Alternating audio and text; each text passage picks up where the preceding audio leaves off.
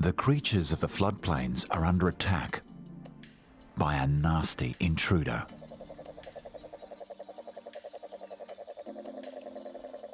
The cane toad was introduced to Australia in the 1930s to control pests feeding on sugarcane.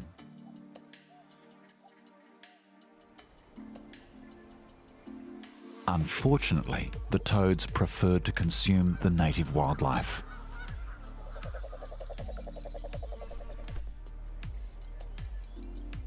Cane toads leave a bad taste in the mouths of would-be predators. So, they've been left to run rampant.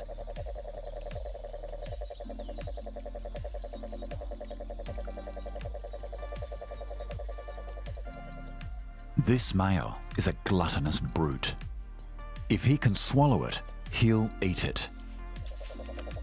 He hunts without grace or subtlety. Inside his mouth, glands coat the tongue in sticky fluid.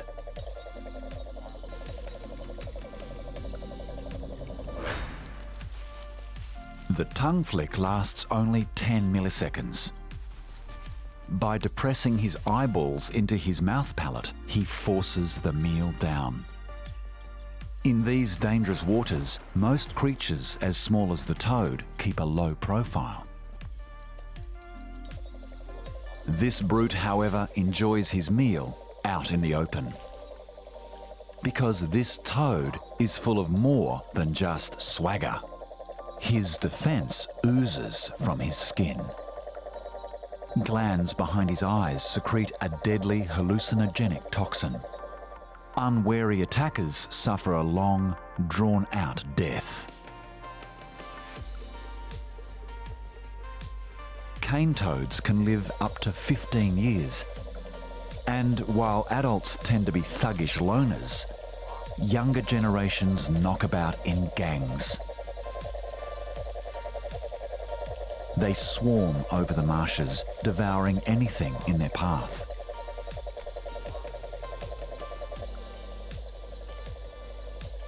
While native creatures tend to give these toxic pests a wide berth, the young toads do have one wetland enemy.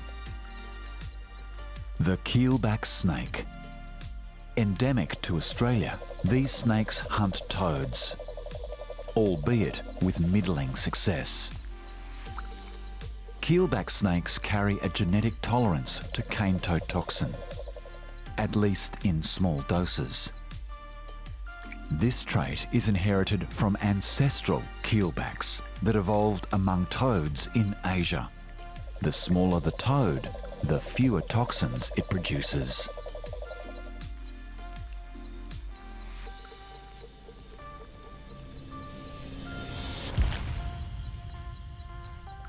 But something's amiss. The toad is too big and the poison too strong. If the keelback had devoured the toad, it would have followed a multitude of native predators to an early grave.